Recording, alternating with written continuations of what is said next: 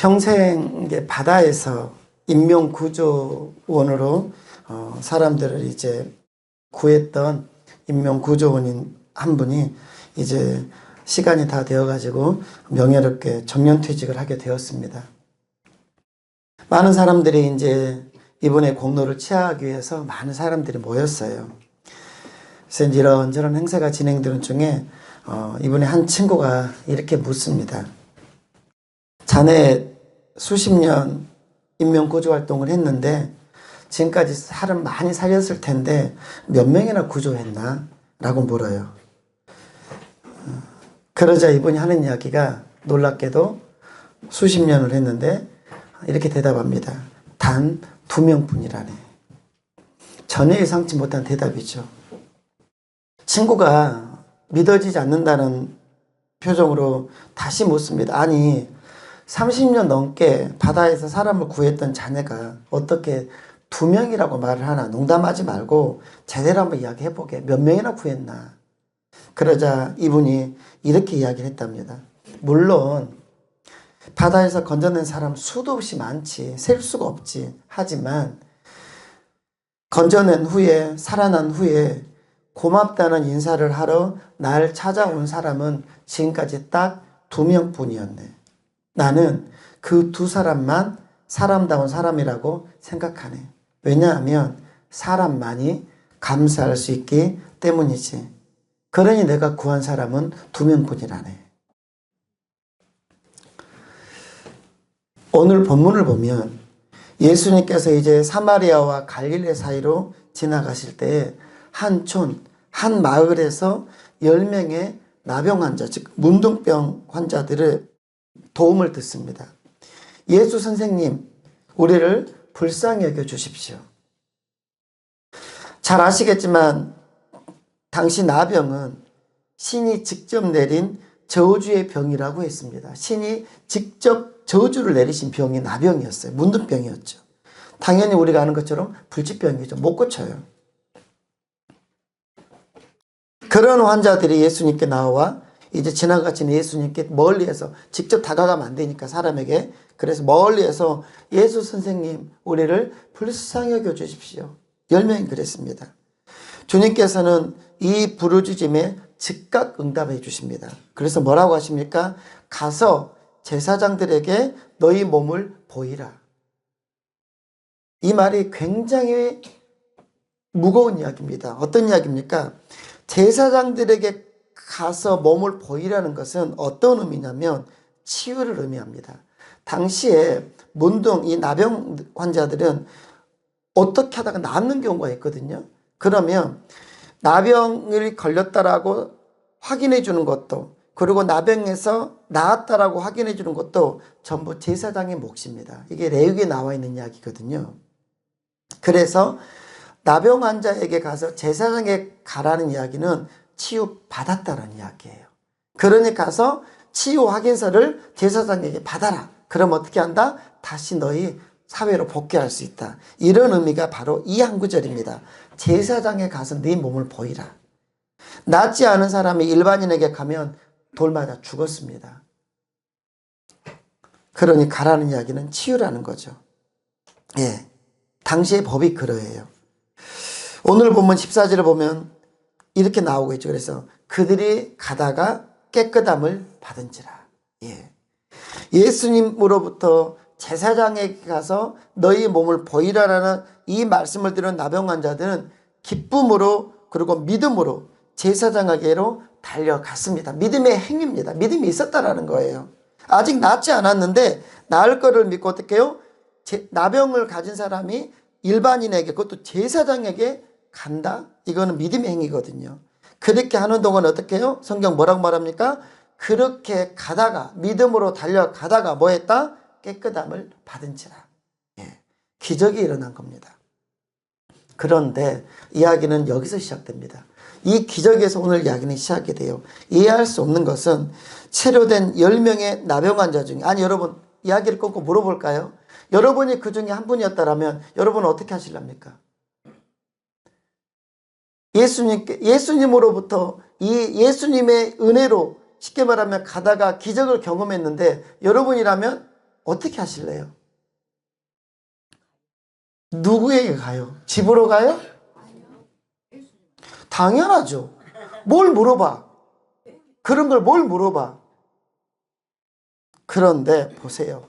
여기서 오늘 이야기가 이제 여기서부터 시작되는 거예요. 앞에 있는 이야기는 들어가는 도입부입니다. 여기서. 자, 보세요. 뭘 물어봐? 그런 것처럼. 그런데 이해할 수 없는 일이 벌어집니다. 무려 10명이나 뭉탱이로 다 고침받아 버렸거든요. 나병이 뭐라고요? 불치병이에요. 어떤 병이라고요? 신이, 하나님이 직접 저주하신 병이라고 이렇게 생각했단 말이에요. 그 병에 걸려 있어요. 그런데 돈 내고 한 것도 아니고 아무것도 없었는데 그냥 믿고 달려가다가 고쳐버린 거예요.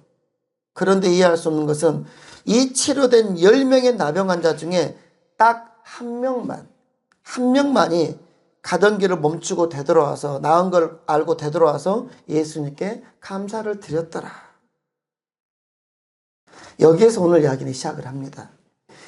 이 모습을 보고 예수님께서 17절로 18절에서 두 가지 질문을 우리에게 던지십니다. 이건 우리에게 던지는 질문이에요. 제가 읽어드려 볼게요. 17절 18절인데요. 자, 예수께서 대답하여 이르시되 10사람이 다 깨끗함을 받지 아니하였느냐? 묻고 있죠. 예, 이방인 외에는 하나님께 영광을 돌리러 돌아온 자가 없느냐? 9사람은 가버렸대요. 한 명만이 온 거예요.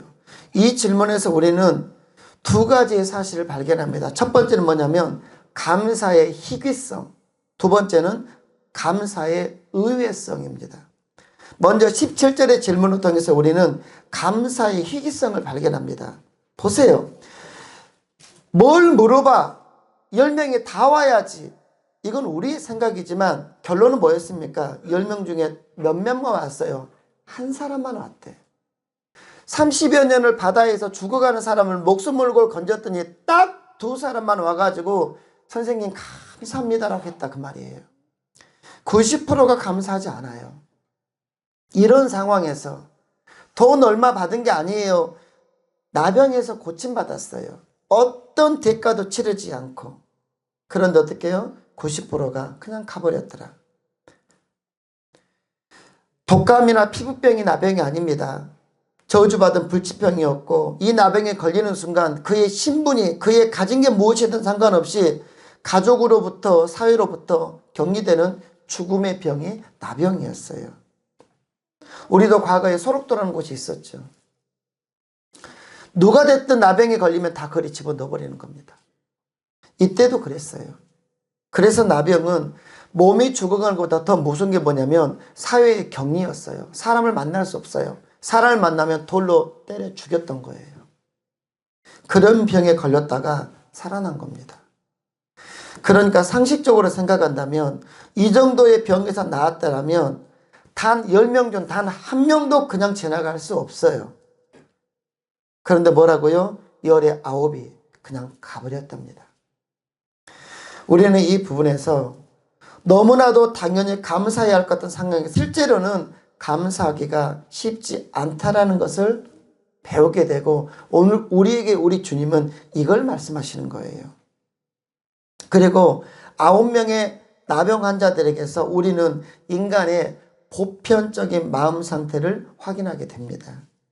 디모데후서 3장을 보면 말세 때, 종말의 때 나타난, 종말이 오면 이러이러한 일들이 벌어질 거다라고 하는 종말의 증상이 나타나고 있는데 그 중에 하나가 뭐냐면 따라서 하겠습니다. 감사하지 않는 것.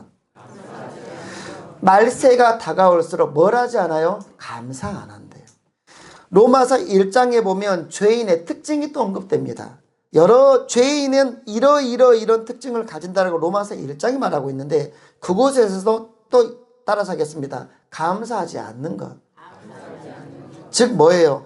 감사하지 않는 것은 죄인의 특성이고 인간의 본성이며 주의 재림이 다가올수록 즉 종말이 다가올수록 말세가 다가올수록 확연하게 나타나는 증상이더라. 이게 성경이 말하고 있는 진리입니다. 여러분 죄인의 마음은 감사보다는 원망과 불평이 더 많아요. 사람들은 모든 것을 당연하게 여기는 경향이 있어요. 당연하게 모든 걸. 여러분, 호의가 계속되면 당연하게 여기는 거예요. 이게 뭡니까? 죄인들입니다. 아무리 대단한 것이라도 시간 지나면 시큰둥해져요. 어떤 문제를 놓고 간절히 기도할 때와 그 문제에 대해서 응답을 받고 난 다음에 우리의 태도가 너무 달라. 축복과 은혜의 근거는 내게서 찾아. 무슨 말입니까? 나는 축복받을 만해서, 나는 은혜 받을 만해서 축복받는 것이고 이렇게 사는 것이더라고. 축복과 은혜의 근거는 자기한테 찾지만 삶에서 일어나는 좋지 않은 일은 내 잘못이 아니라 하나님 탓으로 돌리는 게 인간이에요. 이게 전형적인 죄인들의 마음속 상태입니다. 그렇다면 여러분, 이러한 인간의 본성으로 감사하기가 쉽지 않다는 걸 통해서 하나님께서 오늘 우리에게 하시고 싶은 메시지는 뭘까요? 첫 번째는 죄인된 우리가 그래서 의도적으로 예쓰고 노력하지 않으면 감사는 결코 할 수 없더라라는 이야기입니다. 감사는요, 예쓰고 의도적으로 내가 노력해야만 할 수 있는 게 뭐다? 감사다. 그거는 목사인 저도 마찬가지예요.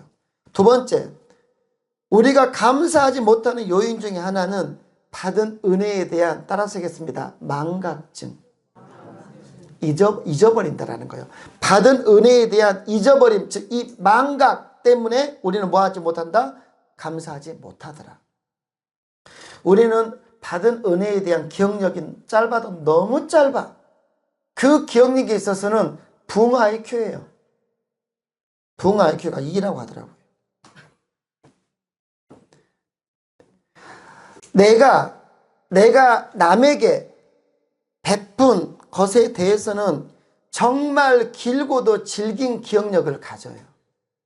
그런데 내가 남에게서부터 받은 은혜, 그 은혜에 대한 기억력은 붕 IQ예요. 짧아도 너무 짧아요. 돌아서는 순간 잊어버려요. 하나님의 베푸신 은혜에 대한 망각증은 이스라엘 백성의 고질병 중에 하나였습니다. 출애굽기를 보면 홍해가 갈라지는 기적을 경험하고 딱 3일 만에 이 인간들이 홍해가 갈라져 가지고 거기를 건넜잖아요. 그리고 살아났잖아요. 애국 군대에서. 근데 어떻게 해요? 딱 3일 만에 잊어버리고 원망합니다. 40년 동안 매일 광야에서 만나와 메추라기로 하나님은 그들을 먹여 살리셨는데 나중에는 이 인간들이 와, 만나밖에 안 주냐고 이 소리를 해요. 그들이 처음 만나를 하늘에서 내려서 먹었을 때 반응은 출애굽기 16장 32절을 보면 뭐라고 하냐면 꿀 섞은 과자같이 맛있었대요. 꿀 섞은 과자 최고의 찬사입니다. 허블나게 맛있었겠죠. 그런데 이 인간들이 이거를 계속 먹다 보니까 민수기 21장 5절에 보면 뭐라고 하냐면 우리 마음이 이 하찮은 음식을 싫어한다고 쓰고 있습니다. 이 하찮은 음식이 뭡니까? 꿀 섞인 과자였던 만나였어요. 하나님이 주셨던 완벽한 영양식. 영양학자들은 그렇습니다. 그들은 반석에서 나는 물을 먹었고 하늘에서 내려오는 만나를 먹고 그들은 40년을 건강에 이상이 없었어요. 그 뭡니까? 가장 완벽한 모든 영양이 다 들어있는 게 만나였답니다. 근데 맛도 어땠다고요? 꿀 섞은 것처럼 맛있었어. 그럴 때 뭐라고 말해요? 시간 지나니까 하찮은 음식이래요. 하나님의 은혜를 잊어버리고 원망을 쏟아내는 이스라엘 백성의 최고의 정점은 어디였냐면 구약 성경의 마지막인 말라기에서입니다. 말라기에 보면 하나님께서 이스라엘 백성들을 내가 너희를 무려 1500년 동안 구약 역사 1500년 동안 너희를 사랑했다라고 말씀하시는데 그런 하나님 말씀에 대해서 이 인간들이 뭐라고 말합니까? 1장 2절에서 언제 하나님이 우리를 사랑했느냐라고 되묻습니다. 이게 구약의 마지막 이야기예요. 여러분, 이런 이스라엘 백성들의 반응은 이들의 이러한 악한 모습은 은혜 받은 게 적어서 그런가요? 아니죠.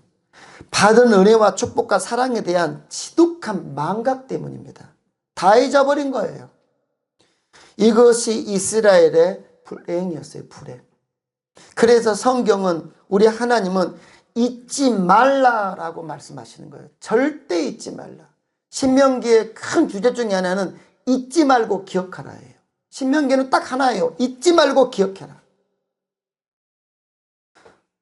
하나님은 잊지 말라고 명령하십니다. 우리에게 마찬가지세요. 잊지 말라. 여러분, 명령이라는 게 뭡니까? 명령은 이유 없이 반드시 해야 되는 게 명령이에요. 만약에 명령에 거부하거나 어떤 사정을 이야기하면서 하지 않으면 이유 없이 벌을 받는 게 명령이라는 겁니다. 시편 104편 2절은 이렇게 이야기하죠. 내 영혼아 여호와를 송축하며 그의 모든 은택을 따라서 하겠습니다. 잊지 말지어다. 그의 모든 은택, 하나님의 모든 은혜, 하나님의 모든 베푸신 은택을 뭐라고요? 잊지 말지어다.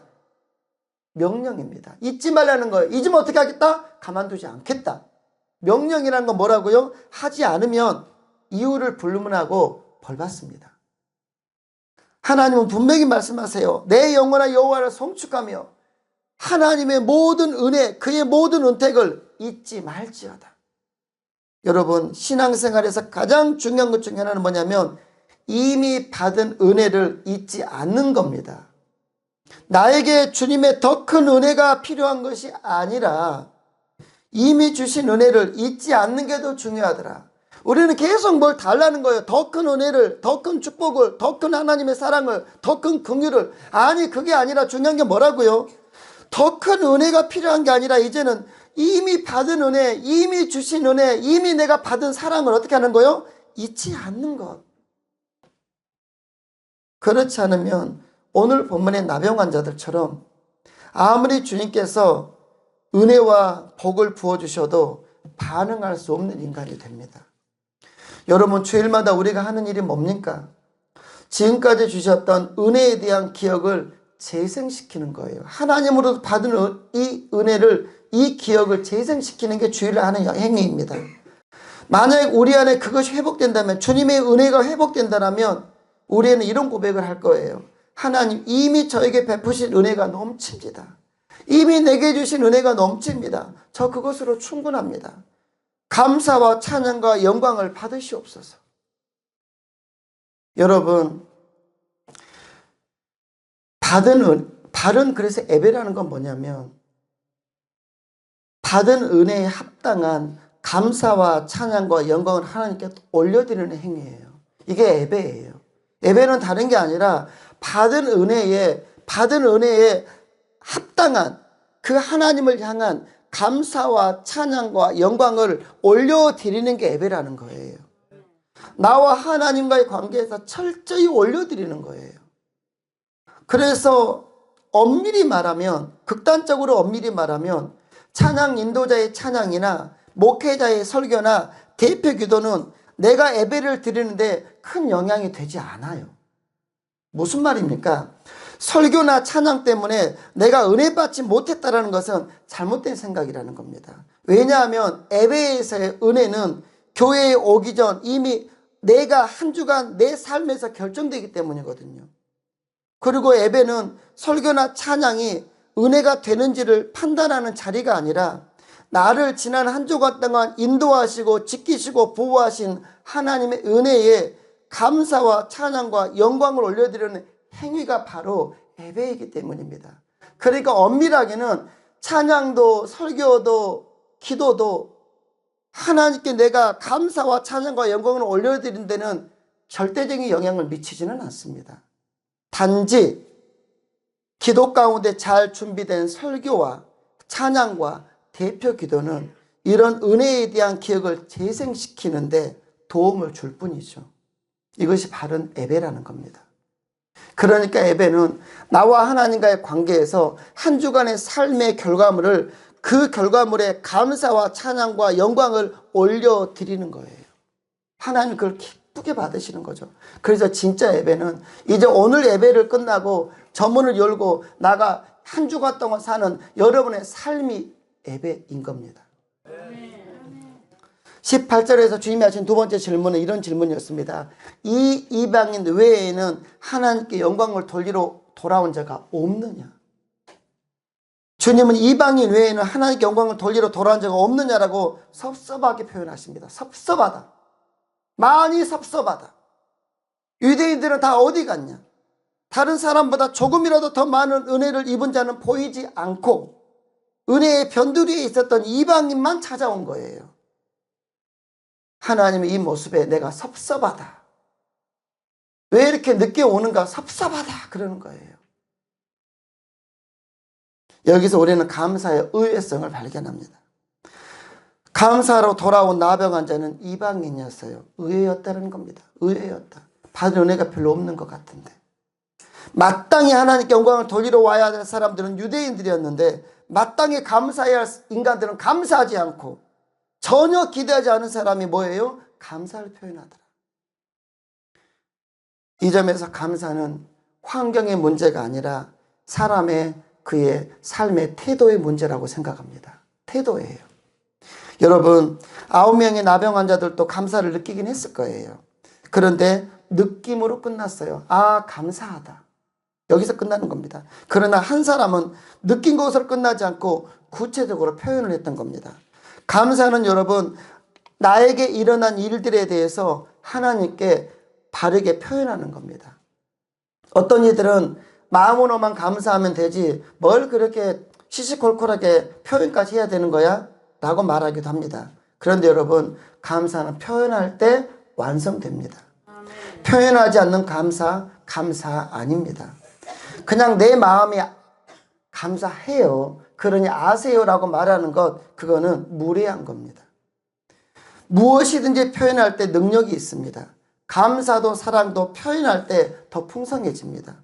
감사를 하나님께 구체적으로 표현할 때 하나님과의 관계는 더욱 깊어지고 풍성해짐을 믿으시길 바랍니다. 왜 그런지 아십니까? 하나님 역시 인격을 가지신 분이기 때문입니다. 15절을 보면 그 중에 한 사람이 자기가 낳은 것을 보고 큰 소리로 하나님께 영광을 돌리며 돌아와 라고 말씀합니다. 감사는 자신에게 일어난 일에 대해서 영적으로 하나님께 표현하는 게 감사입니다. 매우 중요한 일이에요. 9명의 나병 환자들이 감사하지 않았다는 것이 문제가 아니라 더 큰 것은 무엇이냐면 자신들에게 일어난 엄청난 일에 대해서 영적으로 전혀 반응하지 않았다는 게 문제입니다. 그냥 이건 지나칠 이야기가 아니에요. 영적인 무감각의 상태는 육신의 나병보다 훨씬 무서운 영적인 병입니다. 이 병에 걸리면 자기 영혼이 서서히 죽어가고 있는데도 의식을 못해요. 이건 권사든 장로든 목사든 상관없습니다. 영적 무감각의 병에 걸려버리면 영혼이 죽어가기 시작하는 거예요. 따라서 당연히 영적인 그 어떤 조치도 하지 않게 되고 결국은 영혼이 죽어요. 그러므로 성도들이 가장 경계해야 할 것 중에 하나는 뭐냐면 무감각입니다. 영적 무감각. 우리가 늘 신경 써야 할 것은 지금 내 영이 살아있도록 노력하는 거예요. 나의 영이 살아있도록. 그래서 우리에게는 예배가 필요한 겁니다.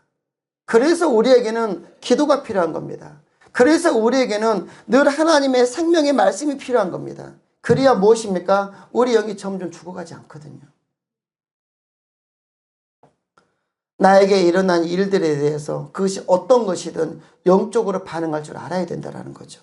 깨달아야 합니다. 건강한 성도들일수록 민감하게 반응이 나타납니다. 아주 작고 사소한 일까지도 그냥 넘어가지 않고 감동하고 하나님께 반응하는 하나님 너무 감사합니다. 하나님 너무 감사합니다. 그러면 그의 영적인 상태는 건강한 거예요. 그러므로 참된 예배자란 영적인 이런 민감함을 가지고 하나님 앞에 나아가는 사람입니다.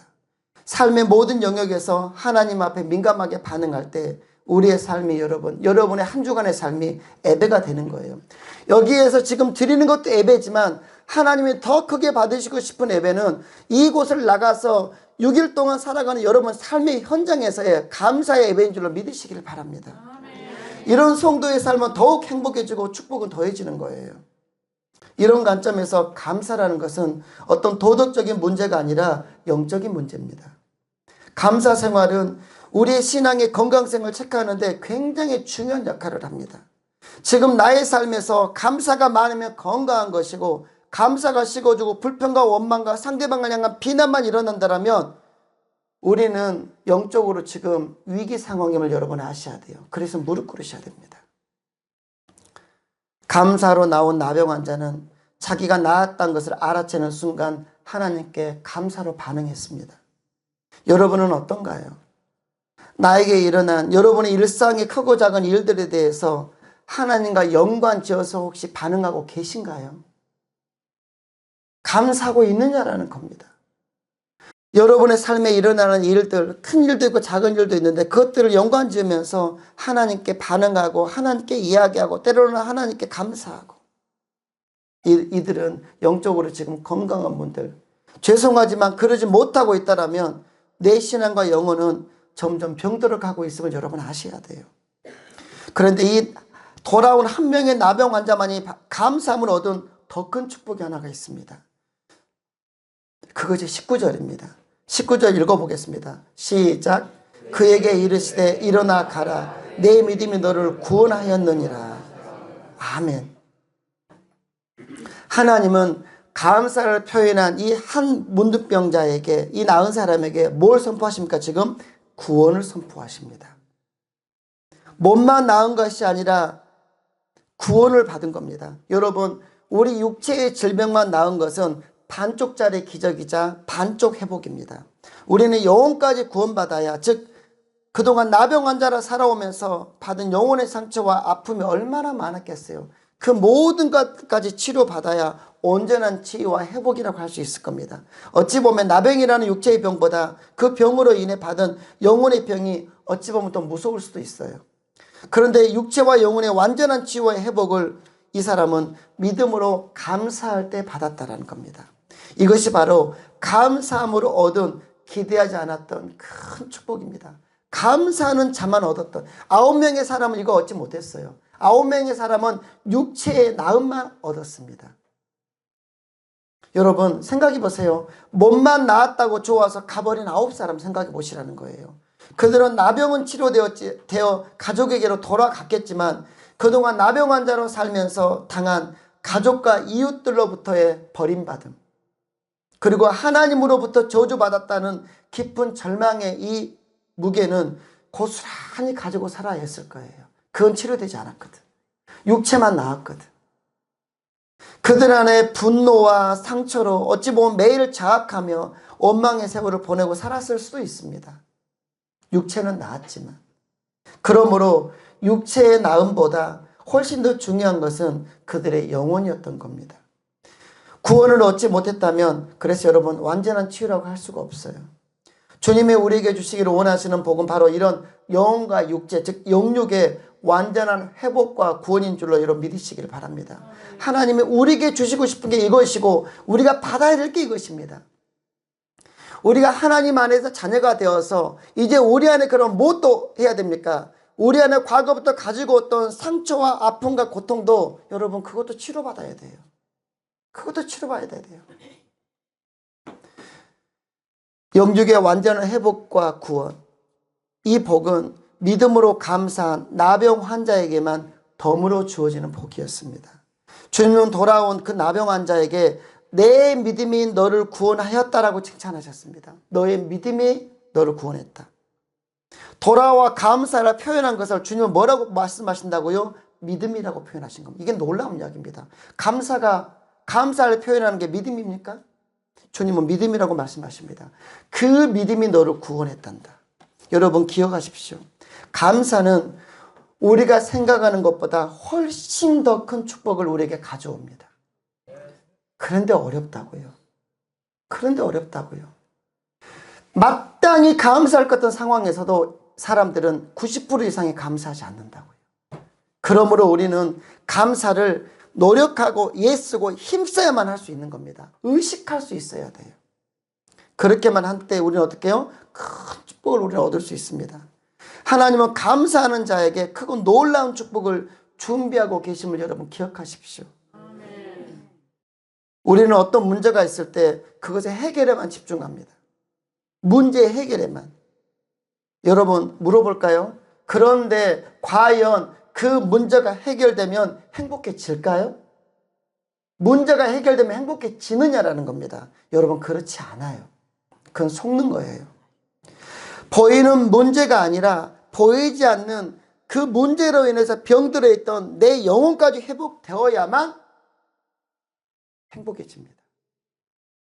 그래야 우리는 환경을 초월해서 환경과 상관없이 개떡 같은 환경이지만 감사할 수 없고 행복할 수 없는 환경인 것처럼 보이지만 그 속에서도 우리는 그래야만 뭐예요? 행복과 만족감을 얻을 수 있습니다. 영혼의 이야기입니다. 신앙생활이 뭡니까? 저는 이렇게 생각합니다. 평생 하나님께 감사하는 생활이다. 평생 감사하는 생활이다. 믿음이 있다라는 것, 내가 구원받았다는 증거가 뭘까요? 그것은 날 구원하신, 우리를 구원하신 주님께 마음과 시간과 물질을 들여 감사하는 겁니다. 마음과 시간과 물질을 들여 감사하는 것. 여러분, 1년에 4번의 감사절기가 있습니다. 부활 감사, 맥주 감사, 추수 감사, 성탄 감사. 4번밖에 없어요. 여러분, 이 4번의 감사절기에 여러분의 마음을 다하고 여러분의 시간을 드리고 여러분의 물질을 최대한으로 들여서 하나님께 감사를 표현할 수 있는 여러분 되시기를 바랍니다. 그리고 봉투에 써보세요. 한 해 동안 어떤 감사의 제목들이 있었는지.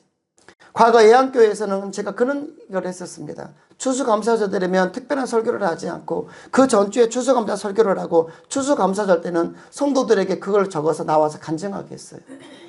여러분의 목소리로 여러분의 고백을 하나님께 올려드려 보자. 되게 은혜가 되더라고요.